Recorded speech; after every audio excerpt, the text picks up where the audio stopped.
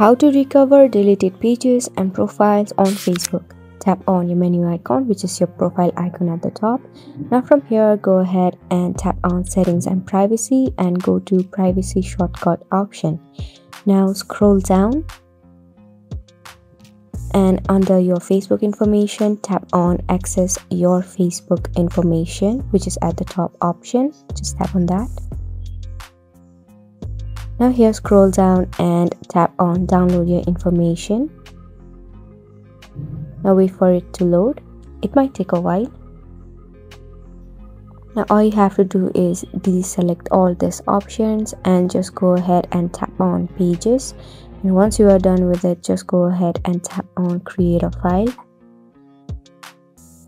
Now it will create a file and let you know when the file is ready to be downloaded, and you can just download it, and it will take about 2 to 3 days for it to completely download, and you will have all of the information about the deleted pages and profile.